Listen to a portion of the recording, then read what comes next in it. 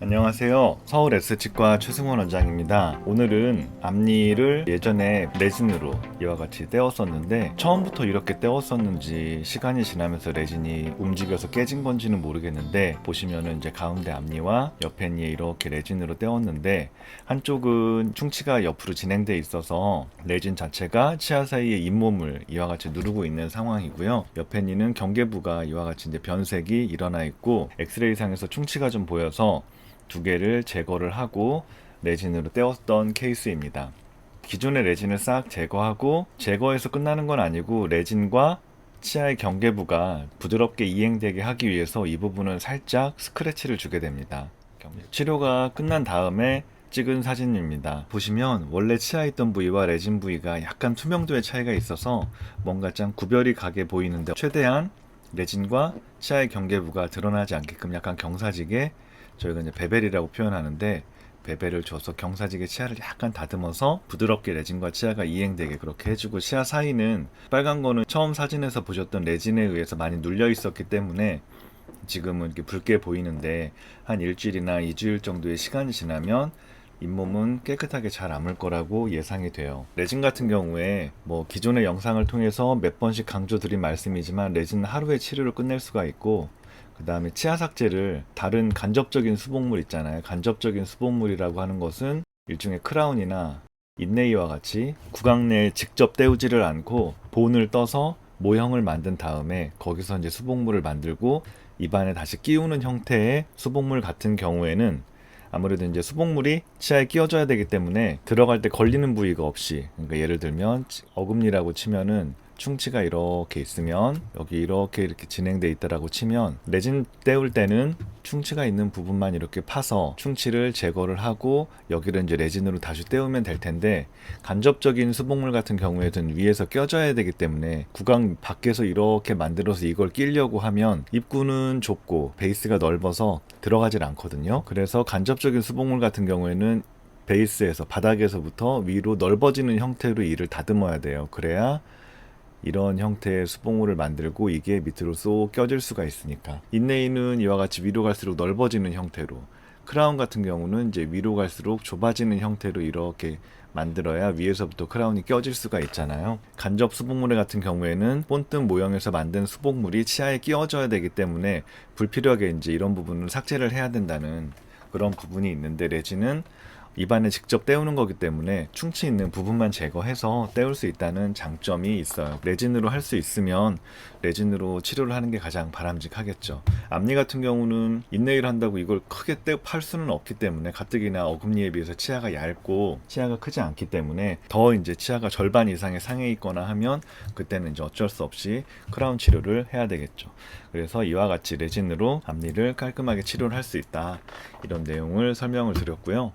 두 번째는 크라운을 재치료를 했던 케이스인데요. 이게 이제 속에 치아가 다 3개가 있는 상태였어요. 3개가 다 있는데 어떤 이유에서인지 다 이제 치아가 연결되어 있죠. 자연 치아는 치아 자체가 치주인대라는 구조에 의해서 저마다의 그 움직임이 있거든요. 그래서 그런 것들 방해하면 안 좋기 때문에 치아가 흔들려서 연결 고정을 하기 위한 그런 목적이 아니라면 치주적으로 너무 좋지 않아서 치아가 다 흔들흔들해요. 그런 경우에는 묶었을 때 서로서로 의지가 되고 흔들림을 좀 줄여줄 수 있다는 장점이 있는데 그 경우를 제외하면 자연치아의 보철은 따로따로 진행을 하는 게 맞습니다. 그리고 임플란트의 경우에는 앞니 같은 경우는 심미적인 부분이 되게 크기 때문에 앞니도 어지간하면 그냥 하나하나씩 따로따로 제작을 하고 있고요. 어금니 같은 경우에는 2개 정도는 묶어서 임플란트는 또 치주인대가 없고 임플란트 자체가 동요도가 없기 때문에 위에서 한 2개 정도는 연결을 해주면 아무래도 힘을 분산시키는데 도움이 되는 것 같습니다. 임플란트와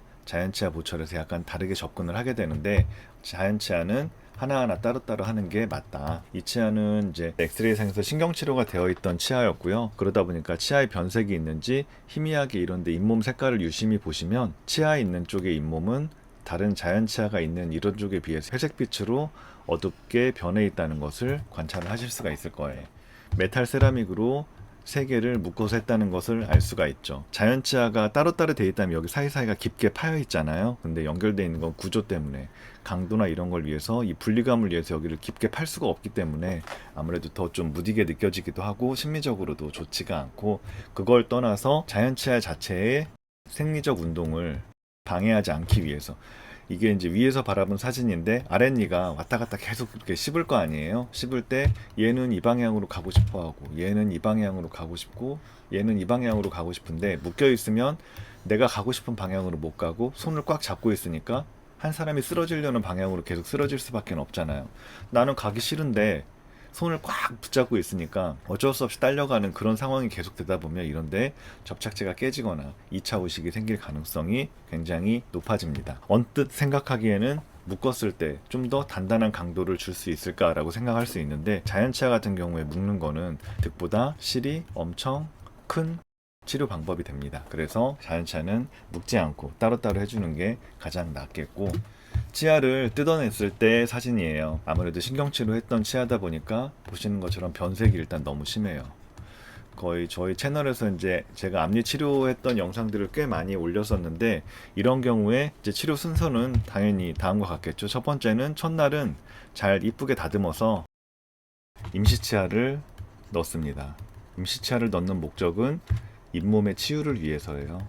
이 사진에서도 보시면 잇몸이 약간씩 부어있는 부분들도 있는데, 아무래도 연결된 치아를 재치료를 하기까지 상황을 보면 대개는 이제 보철물 주변으로 잇몸에 염증도 있고 치석이 쌓여서 많이 부어있는 경우들이 많기 때문에 임시치아를 넣어서 잇몸을 가라앉히고, 두 번째로는 신경치료가 되어 있었기 때문에 재치료를 하는 경우에는 신경치료 상태가 뭔가 문제가 생겨서 뭐 충치가 있어서 다시 감염이 됐거나 여러 가지 이유로 재신경치료를 필요로 하는 경우가 많습니다. 신경치료가 마무리되면 이제 검게 변색된 치아를 미백을 해야 되겠죠.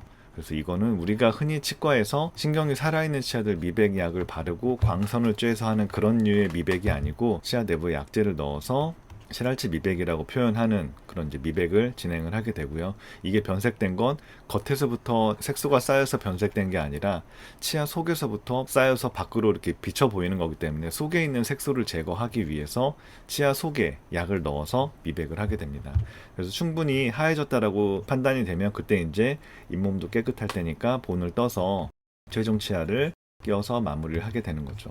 이런 과정을 통해서 이제 치료를 진행을 하게 되는데, 이 사진은 첫날 이쁘게 다듬었던 사진입니다. 이쁘게 다듬는다는 표현을 썼는데, 치과 관련한 일을 하시는 분이 아니고 일반적인 이제 치과에 관련이 없다면 그냥 이렇게 깎여있는 치아를 봤을 때 이거나 저거나 그냥 더 깎아놓은 거 아니야? 라고 당연히 말씀하실 수가 있는데, 이제 치료를 하는 입장에서는 이 치아를 다듬는 프레퍼레이션이라는 과정이 또 굉장히 중요합니다.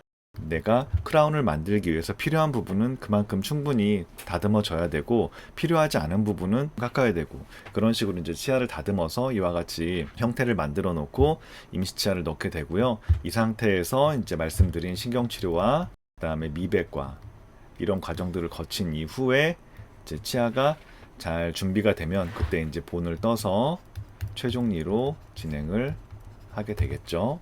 다듬고 최종 치아로 잘 마무리를 했던 사진입니다. 보시면 치아를 미백을 했는데 워낙에 그 변색의 정도가 심했어서 미백을 했지만 완전히 하얘지지는 않았어요. 그래서 미백은 이제 최대한 하얗게 만들어서 가장 투명한 재료를 이용을 해서, 이맥스라는 재료를 이용해서 크라운을 제작할 수 있으면 가장 좋은데, 그게 안 될 경우에는 내부에 그 검은 부분이 조금이라도 남아있으면 완전 하얘지지 않고 약간 회색빛만 돌아도 이맥스 같은 투명한 재료를 썼을 때는 이게 비쳐 보이거든요. 그래서 이런 경우에 이제 지르코니아를 이용해서 치료를 마무리를 했었습니다. 지르코니아 뼈대를 두고 그 위에 도자기를 올려서 이와 같이 마무리했는데, 보시면 이제 잇몸 색깔도 처음보다는 좀 약간 가려져가지고 잘려서 안 보이는데, 유심히 보시면 처음보다는 그 회색빛이나 이런 것들도 많이 좀 가라앉은 걸 볼 수가 있고, 지르코니아도 역시나 그래도 어느 정도의 빛은 투과하기 때문에 잇몸 경계부 보면 메탈 세라믹에 비해서는 훨씬 좀 자연스러운 느낌을 낼 수가 있고,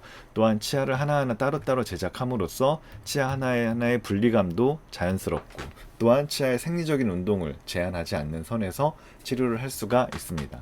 보시면 이제 잇몸이 눌려 있어서 이와 같이 좀 구멍이 나 있는데, 이런 부분들은 시간이 지나면 한 6개월에서 1년 정도 시간이 지나면서 어느 정도 차오르는 경향이 있거든요. 그래서 이런 부분들은 일단은 이걸 메우기 위해서 치아를 너무 크게 만드는 건 또 예쁘지가 않으니까 어느 정도의 치아의 외형을 유지하는 선에서 마무리를 했고, 잇몸은 시간 지나면서 좀 기다려 보기로 결정을 했습니다.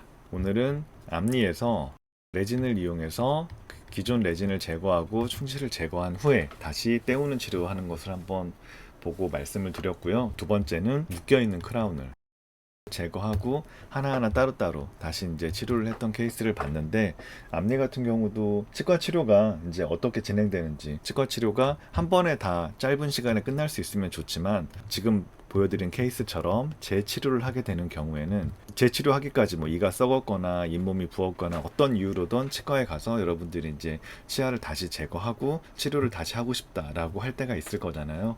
그러면 그 병이 진행된 기간만큼 다시 되돌리는데 시간이 필요해요. 당연히 뭐 첫날 와서 모양이 안 예뻐서 라미네이트를 하고 싶어요, 그런 거는 뭐 한두 번의 치료를 다 끝낼 수 있겠지만, 재치료하는 거는 또 그만큼의 원상복귀까지는 아니지만 어느 정도의 심리적인 수준을 만족시키려면 그만큼의 시간이 필요하다, 그런 내용을 한번 마지막으로 말씀드리고 싶네요. 오늘도 시청해 주셔서 감사드리고요. 서울 S치과 최승원이었습니다. 감사합니다.